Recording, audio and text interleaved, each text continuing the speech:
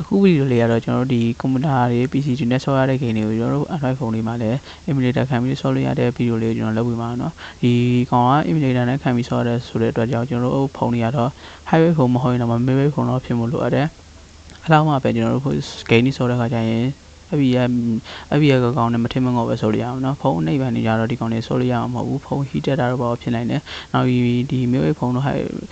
highway ဖုန်းတွေမှာလည်းကျွန်တော်ဆော်တဲ့ခါကျရင်ပန်ကာလေးနဲ့ဆော်တာပို့အဆင်ပြေလိမ့်မယ်ဘာဖြစ်လို့လဲဆိုတော့ကျွန်တော်ဒီ PC game တွေဆော်ရတာဖြစ်တဲ့အတွက်ကြောင့်ကျွန်တော်ဒီဓာတ်တွေကဖုန်းတွေကပို့ပြီးတော့ပူနိုင်တယ်ပေါ့နော်အဲ့ဒါလေးပူတဲ့ပြဿနာတွေကိုကျွန်တော်ပန်ကာလေးမှုတ်ပြီးဆော်အဲ့လိုမျိုးအဆင်ပြေနိုင်တယ်ဒီကောင်တွေဆော်ဖို့ဆိုရင်တော့ကျွန်တော်အရင်ဆုံးလိုအပ်တာကတော့ကျွန်တော်ဒီ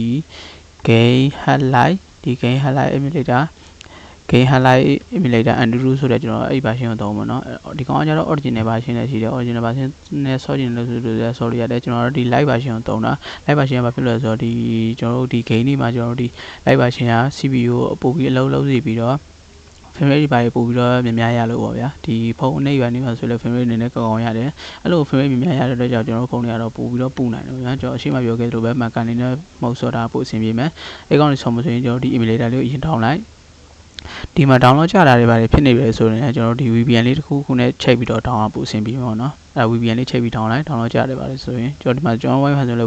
download ကြတယ်ကျွန်တော် VPN လေးတစ်ခုချိန်လိုက်မယ်ဒါဆို VPN ချိန်ပါပြီဒါအဆင်ပြေတဲ့ VPN နဲ့ချိန်တာပါမှဖြစ်ဘူးပေါ့နော်အဆင်ပြေတဲ့ VPN နဲ့ချိန်လို့ရတယ်ကျွန်တော်အဲ့ဒီကောင်ပြန်တောင်းမယ်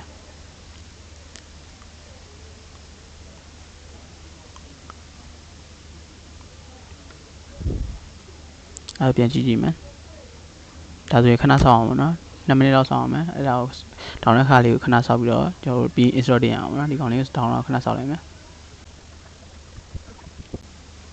ဒီကောင်လေးပြီးတော့ကျွန်တော်တို့ဘာလုပ်မလဲဆိုတော့အဲ့ကောင်လေး click ချက်နေပြီးတော့ install တင်လာပြလိုက်ပါနော်ဘာလုပ်ကြမလို့ emulator လေးကိုကျွန်တော် install ရင်တင်လိုက်မယ်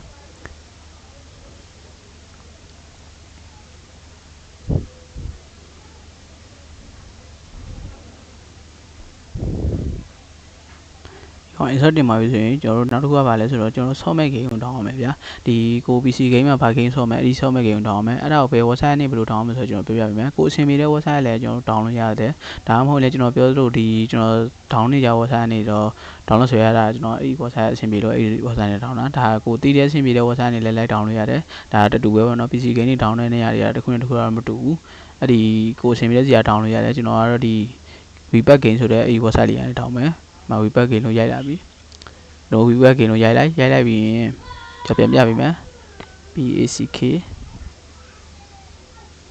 Vpack လို့ပဲရိုက်လိုက်မယ်ဒီလိုမျိုးပေါ်လာမှာနော်အဲ့လိုပေါ်လာပြီဆိုရင် Vpack game လို့အပြည့်စုံရိုက်ရင်တော့အဲ့လိုပို့ထပ်ပေါ်လာမယ်ကျွန်တော်တို့ Vpack လောက်ပဲရိုက်လိုက်တယ်အဲ့လိုဒီလိုမျိုးပေါ်တယ်ပေါ်လာအဲ့ဒီ website လေးကို click နှိပ်လိုက်ပြီးကျွန်တော်ပြောပြမယ်ဒီကျွန်တော်တို့ဒီမှာစောင်းတာလို့ဒီ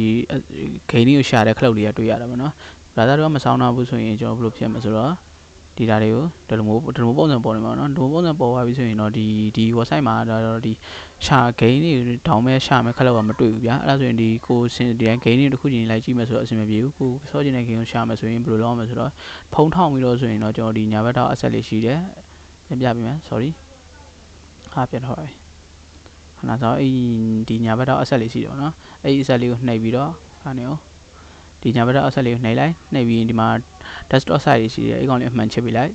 အမှန်ချစ်ပြီးကျွန်တော် screen လေးကိုလက်နှစ်ဖက်နဲ့နည်းနည်းကျင်းပြီးလိုက်အဲ့ဒါဆိုရင်ကျွန်တော်ဒီမှာကိုရှာလို့ရတဲ့ခလုတ်လေးပေါ်လာပြီနော်အဲ့ခလုတ်လေးမှာကျွန်တော်ရှာမဲ့ game ကိုနှိပ်ပြီးကိုစောချင်တဲ့ game ကိုရှာလိုက်ပေါ့နော်ကျွန်တော်တော့1 piece body ဟာသူနဲ့3နဲ့ဆမ်းပြမှာမလို့အဲ့ game ကိုရှာလိုက်မယ်ဒီမှာကျွန်တော်ပေါ်လာပြီဒါဆိုပြန်ဆောင်းပြမယ်အဲ့လိုရှာလိုက်ပြီးတော့ပေါ်လာတော့နော်ကျွန်တော်ဒီ game ကိုတောင်းမှမလို့အဲ့ game သွားတယ်ဒီမှာကျွန်တော်ပြောပြချင်တာကဒီ PC game တွေကိုဒီ emulator နဲ့ခန့်ဆော်တဲ့ဆိုပေမဲ့လည်းဒီဖုန်းလေးနဲ့ပြန်ဆော်ရတဲ့ဆိုတဲ့အတွက်ကြောင့်ကျွန်တော် game တိုင်းကတော့အဆင်ပြေဆော်လို့ရမှာမဟုတ်ဘူး game တစ်ခုနဲ့တစ်ခုက setting ရှိတယ်ပေါ့နော်သူ setting ကိုအတိုင်းချိန်ပြီးတော့ဆော်မှဆော်လို့ရတဲ့ game ရှိပေါ့နော်ဒါတော့ဒီကိုဆော်ကျင်တဲ့ game ကိုဆော်မှဆိုရင်ကျွန်တော် YouTube တွေကိုအရင် YouTube မှာကိုရဲ့ CPU မျိုးစာနဲ့နောက်ပြီး game hack emulator လို့ဆိုပြီးရိုက်ပြီးတော့အဲ့ဒီကိုစောမဲ့ game နာမည်လေးကိုရိုက်ပြီးရှာကြည့်ကျွန်တော်တော့နောက်ပိုင်းဆိုရင်လည်းကျွန်တော် game တစ်ခုချင်းစီတင်သွားပေးပါတော့ဒီ browser လို့ပြောတဲ့ game တွေဆိုရင်စမ်းမေးမှုအဆင်မပြေတာရှိတယ်အဲ့ဒါကြောင့်မို့ကျွန်တော်လည်းဒီ YouTube ကကြည့်ပြီးတော့အဆင်ပြေတဲ့ game လေးပြန်တင်သွားပေးပါတော့ကျွန်တော်ဒီအခုကတော့ 1B Warrior 3နဲ့ဆမ်းပြအောင်ဆိုတော့အဲ့ game ကိုနှိပ်ပြီးတော့ကျွန်တော် download လုပ်ဆွဲရမှာဆိုအောက်လို့ဆွဲချလိုက်လို့ဆွဲချပြီးဒီမှာ download here ဆိုတာရှိတယ်အကောင့်လေး click ချက်နှိပ်ပြီးလိုက်အဲ့ကြော်ညာတက်လာတာပါဆိုရင်ဘယ်နဲ့ပြန်ဆွဲလဲရတယ်မထောက်ဘူးဆိုတော့ဒီမှာဆိုရင်ဒီခါလေးတန်းပေါ်တော့ download website လေးကို click ချက်နှိပ်ပြီးရင်ကျွန်တော်ပါနှိပ်ရမှာဆိုတော့ဒီ free to download နှိပ် အဲ့ဒါကြောင့်ညာတက်တယ်ကျွန်တော်ဘန်နယ်တစ်ချက်နောက်တစ်ချက်ပြန်ထိုင်လိုက်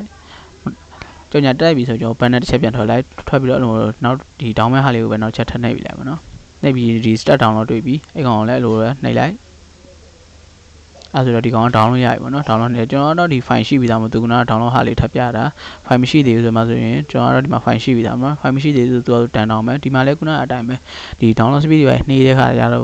နှေးတာတော့ဘာလို့ဖြစ်တယ်ဆိုရင်ကျွန်တော်ဒီ VPN လေးချိန်ပြီးတောင်း VPN ချိန်တောင်းတော့ပို့အဆင်ပြေလိုက်တယ်ပေါ့နော်ဒီ VPN မချိန်ပဲအရင်ဆုံးတောင်းကြည့် download speed မနှေးဘူးပါညာအဲ့တိုင်းပဲတောင်း download speed ဒီတိုင်း download speed နှေးတယ်ဆို VPN ချိန်ပြီးတော့တောင်းပါမယ်နော်ဒါကတော့ဒီ VPN နဲ့အဆင်ပြေ VPN နဲ့ထောင်းတာပို့အဆင်ပြေတယ်ပေါ့နော်အဲ့ဒါဆိုကျွန်တော်ကတော့ဒီတောင်ဆုံးပြီးတော့မထောင်ပြတော့ဖြတ်လိုက်တော့မယ်ဂိမ်းရှိပြီးသားမို့ကျွန်တော်မထောင်ပြတော့ဘူးအဲ့လိုတော့ download ပြည့်တဲ့ထိစောက်ပြီးလိုက်စောက်သွားပြီဆိုရင်ကျွန်တော် download ပြရဆိုရင် home screen နဲ့ထွက်မယ်ထွက်ပါဆိုကျွန်တော်အရင်ဆုံးဘာလုပ်ရမလဲဆိုတော့ဒီစင်းဖြီမဲ့ search bar ဆိုတဲ့အဲ့လေးတွေဝင်တော့ဗောနော်ဒီကောင်ကတော့စင်းဖြီတဲ့ file ကျွန်တော်တို့ဒီ game တွေတော်တော်များများ file ဖြီလို့ရတယ်ဒီကောင်တော့မရှိမဖြစ်လို့လေ Play Store တို့ဒီ iOS တို့မှာဆိုလည်းရှိမယ်လို့တော့ထင်တာဗောနော် Play Store မှာတော့ရှိတဲ့သိကြတယ်အဲ့ဒီကောင်လေးကိုအရင်ဆုံး down ပေးလိုက်ဒါအဲ့တော့တော်တော်များများသိပြီးသားပါဒီအဲ့တော့အဲ့ဒီကောင်လေးကို down ပြီးကျွန်တော်ခုနက game ကိုကျွန်တော် download တွေမှာ download နဲ့ပဲ download တော့ကျွန်တော် download တွေဝင်လိုက်မယ်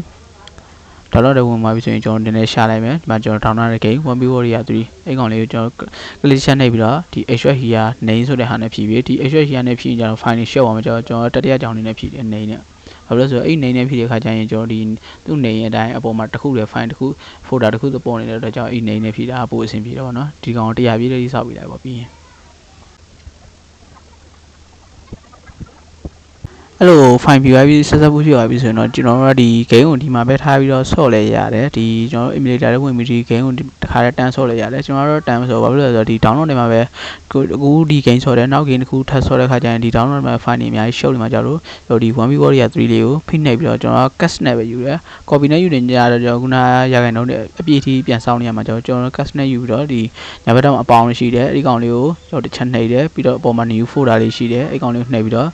ကျွန်တော်အဆင်ပြေတဲ့နာမည်တစ်ခုခုပေးလိုက်ကျွန်တော်ကတော့ဒီ share PC လို့ပဲကျွန်တော်ပေးလိုက်တယ်ပေါ့နော်ဟုတ်လို့ဆိုတော့ကျွန်တော်ဒီ share လေးခံတာကျွန်တော်အရှိအပေါ်ဆုံးမှပေါ်စီနေတဲ့အတွက်ကျွန်တော် share PC လို့ပေးလိုက်တယ်ပြီးကျွန်တော်ဒီမှာဒီ cloud လေးနှိပ်ပေးလိုက်တယ်ပေါ့နော်အဲ့ဒါဆိုတော့ရပြီဘာဖြစ်လို့လဲဆိုတော့ဒီမှာဆိုရင်ဒီမှာ share PC ဖြစ်သွားပြီအဲ့ဒီဒါကတော့အဆင်ပြေတဲ့ကို name ပေးလို့ရတယ်ကျွန်တော်ပေးသလိုပေးမှာမဟုတ်ဘူးကိုအဆင်ပြေသလို like ပေးလို့ရတယ်ပေါ့နော်ဒါကတော့ကျွန်တော် file တက်ပြန်ခွဲထုတ်လိုက်တာဒီနောက်ပိုင်း game လေးဆိုတော့ကျွန်တော်ဒီထဲမှာပဲထည့်ပြီးတော့ဆော့မှာဖြစ်တဲ့အတွက်ကြောင့်အဲ့ဒါကြောင့်မို့ကျွန်တော်တက်ခွဲလိုက်တာအဲ့လိုခွဲပါပြီဆိုရင်ကျွန်တော်ဒီခုန install တင်ထားတဲ့ emulator တွေဝင်ပါတော့ game emulator တွေဝင်မယ်အဲ့လိုဝင်ပါပြီဆိုကျွန်တော်အရင်ဆုံးနေနဲ့ remote ပေါ်လိုက်မယ်ပေါ်ပြီးဆိုရင်ကျွန်တော်ဒီ Steam ကိုတော့လောရမဝင်ဘူးကျွန်တော်ဒီဘက် page လေးရွှေ့ပြီးတော့ PC emulator import PC ဆိုတဲ့ဟာလေးကိုတစ်ချက်နှိပ်လိုက်မယ်အဲ့လိုနှိပ်လိုက်သူက permission တောင်းတော့ဒီကောင်လေးကို on ပေးလိုက်ပြီး banner တစ်ချက်ပြန်ထွက်ပြီးအဲ့ဒါဆိုတော့ဒီမှာကျွန်တော် file လေးကိုရောက်သွားပြီခုနကကျွန်တော် file လေးကိုရောက်သွားဒီမှာကျွန်တော်ခုနက share PC လို့နာမည်ပေးထားတဲ့ဟာလေးပေါ်တယ်အဲ့ကောင်လေးကိုဝင်နောက်ပြီး 1B Warrior 3တွေကိုထပ်ဝင်မယ်ပြီးဒီမှာ 1B Warrior 3တွေထပ်ရှိတယ်ပေါ့နော်သူကအဲ့တွေကိုထပ်ဝင်ပြီးတော့ကျွန်တော်ဒီမှာ OPPW3 EAE ဆိုတဲ့ဥစ္စာလေးကို click နှိပ်ပေးလိုက်မယ်နှိပ်ပြီး continue နှိပ်ပေးလိုက်ပါတော့အဲ့ဒါပြီးရင်တော့သူကတော့ဒီ firmware တို့နောက်ပြီးဒီမှာတူ RAM ပဲလိုအပ်တဲ့ဟာတွေတော့ down တော့ဗောနော်ဒီကောင်ကတော့ကျွန်တော် internet ဖွင့်ပေးရမယ်ဒီမှာလည်းခုနကလိုပဲကျွန်တော် download speed နှေးတာတို့ဒီမှာပုံမှန်ဆိုကို internet ကောင်းလို့ဆိုရင် download speed က 1 meg တို့2 meg တို့အဲ့လို3 meg တို့တက်ရမှာပဲအဲ့ဒီမှာ1 meg 2 meg တို့မတက်ဘဲနဲ့ဒီ 30k တို့ဘာလို့ပဲတက်တယ်ဆိုရင်ဒါကျွန်တော်ဒီပထမပြောခဲ့သလိုပဲ VPN လေးထပ်ချိတ်ပြီးတော့ VPN လေးချိတ်ပြီးတော့ down ပါတော့ဒီကောင်ကတော့ဒီတော်တော်များများတော့မဖြစ်ပါဘူးဒီ UU Wi-Fi နေဆိုအဆင်ပြေတယ် Mindel Wi-Fi တို့ပါလို့ဆိုရင်တော့ဒါကတော့ VPN ချိတ်ပြီး down တော့ဒီနားမှာအဲဆိုကျွန်တော် VPN ချိတ်ပြီး down လိုက်ဒီကောင်လေးအကုန်လုံး download ပြည့်လေးစောက်ပြီးလိုက်ပါတော့download ပြည့်သွားပြီဆိုတော့ဒီတခါတည်းဝင်ဆော့လို့ရပြီပေါ့နော်ဒီ game မှာတော့ setting တွေပါချိန်ရဒီ game ကတော့ဒီတား setting လိုက်ချိန်ရတာမရှိဘူးဘာ setting မှမချိန်မနဲ့တန်ဆော့လို့မှဆော့လို့ရတယ်ပေါ့နော်ဒီနောက်ပိုင်း game လေးဆိုရင်တော့ကျွန်တော်တင် game လေးတစ်ခုပြီးတစ်ခုတင်သွားပြီပေါ့နော်အဲ့ game လေးမှာ setting ချိန်နည်းတွေပါမယ်တချို့ game တွေကျတော့ setting ချိန်ရတာရှိတဲ့အတွက်ကြောင့်ကျွန်တော်ဒီကျွန်တော်ဒီ YouTube မှာကြည့်ပြီးတော့အဆင်ပြေတဲ့ game တွေကိုကျွန်တော် setting ချိန်နည်းတွေကိုလည်းကျွန်တော်တင်သွားပြီပေါ့နော်ဒီကောင်ကတော့ကျွန်တော်ဒီ game တန်းဝင်လိုက်ရုံပဲဝင်သွားပြီဆိုရင်ကျွန်တော်ဒီမှာသူလည်းစောက်ပြီးတော့သူအင်္ဂိမ်းနဲ့ရောက်အောင်ပေါ့နော်ဒီထဲမှာဘာတွေထပ်လုပ်ရမလဲဆိုတော့ကျွန်တော်ပြောပြပေးမယ်အရင်ဆုံးဒီကောင်လေးဆော့ဖို့ဆိုရင်တော့ကျွန်တော်ဒီမှာ backcloud တွေနဲ့ချက်ထွက်လိုက်ရင်ဒီမှာဘာရှိလဲဆိုတော့ဒါဆိုတော့ controller တွေရှိတယ် controller ဒီမှာဒါကတော့ controller အမိပေါ့နော်အဲ့ဒါရှိတယ်နောက်ပြီးဒီမှာဆိုရင် mouse speed remote screen ကိုရွှေ့တဲ့ခါကျရင်မြန်တာနှိမ့်တာရှိမယ်နောက်ပြီးဒီဘက် B အောက်မှာဆိုရင်ဒီ ဒီကောင်တော့ frame rate limit တွေရှိမယ်ဘာလဲဆိုတော့ဒီ frame rate ဒါဆိုရင်ကျွန်တော် frame rate 60 limit ထားရတယ်ကျွန်တော်ဒီ game ဆော်တဲ့ခါကျရင် frame rate 60တက်မကျော်ဘူးเนาะဒီ frame rate ဒါ30ထားလိုက်ပြီဆိုရင်ကျတော့30လည်းမကျော်ဘူးအဲ့ဒါဘာ30ဆိုတော့ဒီ60လောက်တော့မကောင်းဒါတော့ frame rate တော်တော်များသိပြီးသားပဲဘာလို့လဲဆိုတော့ frame rate 30နဲ့ဆော်မယ်ဆိုရင်ကျွန်တော် lock ထားပြီးဆော်မယ်ဆိုရင်ဖုန်းကအလောက်ကြီးမပူဘူးပေါ့ဗျာဒီ60ထားရင်ကျတော့ပူပြီးတော့ပူတယ်30ထားရင်ကျတော့အလောက်ကြီးမပူဒါတော့ကိုယ်အဆင်ပြေသလိုဆော့ပါเนาะဒီကျွန်တော်ကတော့ဒီ30ထားပြီးပဲဆိုတော့ကျွန်တော်တို့60ပဲထားလိုက်မယ်ဒီကိုဘာမှမကောင်းတဲ့ frame rate 60နဲ့ဆော့ကျင်တဲ့လူတွေဆိုရင်တော့ကျွန်တော်တို့ဒီ frame rate 60ထားပြီးတော့ဖုန်းပန်ကပေးပြီးဆော့ဒီပန်ကမပေးခြင်းကိုဒီဖုန်းတာမပူချင်တယ်ဆိုရင်30နဲ့ဆော့ပါเนาะဒီနောက်ဒီ setting တစ်ခုမှာကျတော့ဘာရှိလဲဆိုတော့ကျွန်တော်ဒီတာကို full screen ထားလိုက်ဒီကျွန်တော်ဖုန်းမှာ full screen အပြည့်ပေါ်သွားတယ်ပေါ့เนาะအဲ့ကောင်ဒီဒါဆိုရင်တော့ကျွန်တော်ဒီကောင်အဲ့ရွှဲနှိပ်ပါတော့ဒီကောင်တော့အစမ်းဆော့ပြမှာမဟုတ်တော့ဘူးเนาะဒီ ဆော့တဲ့ဗီဒီယိုတော့ကျွန်တော်နောက်ဗီဒီယိုတက်ထပ်တင်ပေးပေါ့เนาะဒီဆော့တဲ့ဒီ game ဆော့မဲ့ဗီဒီယိုတက်ထပ်တင်ပေးမယ်ဒီမှာဆိုရင်ကျွန်တော်ကြည့်လို့ရတယ် frame rate 56လောက်ရအောင်เนาะဒီ in game နဲ့ဝင်လဲသူက frame rate တော့အဲ့ဒီ40ကျော်50 60အပြည့်တော့မရအောင်ဆိုရင်40ကျော်30အဲ့လိုမျိုးဝင်ကျင်တော့သွားတော့ဗောနော်30အောင်တော့သူကတိတ်မရော့ဗောဒီ game ကတော့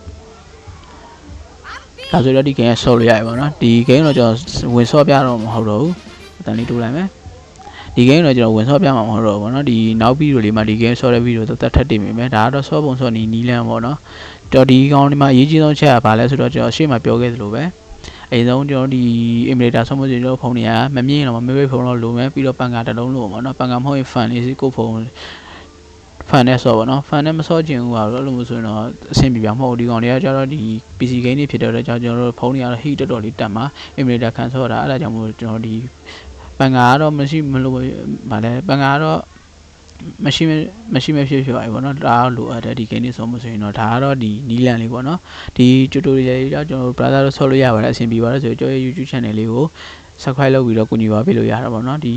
TikTok ကြည့်မိတဲ့လူတွေဆိုရင်လည်းကျွန်တော်ဒီမှာကျွန်တော် YouTube channel လေးမှာဒီအခုကျွန်တော် video လုပ်တဲ့အောက်မှာ YouTube channel လေးရဲ့ဒီ nail လေးတွေပါတယ်မှာအဲ့ nail လေးကိုရှာပြီးတော့ကျွန်တော်လက်ကြည့်ပြီးဒီ TikTok မှာကျတော့ဒီ link တွေထည့်လို့မရဘူး download link တွေပါထည့်ပြီးလို့မရတော့အဆင်မပြေတော့ကျွန်တော် YouTube မှာပဲ download link တွေပါပါမယ်နော်ပေါ့နော်အဲ့ကောင်တော့ကျွန်တော် download link တွေပါလို့ကျင်ဆိုတော့ကျွန်တော် YouTube channel လေးကိုလာပြီးတော့ subscribe လုပ်ပြီးတော့နော်ကျွန်တော်ကူညီပါပေးလို့ရတယ် video လေးကတော့လောက်ပဲပေါ့နော်ကျွန်တော်နောက် video လေးမှာဒီနောက် game လေးတွေထပ်တင်သွားပြီးတော့နောက် browser သိချင်တဲ့ tutorial လေးတွေထပ်တင်သွားပြီးတော့နော် video လေးကတော့ဒီမှာပဲဆုံးသက်လိုက်အောင်တလားပါပဲ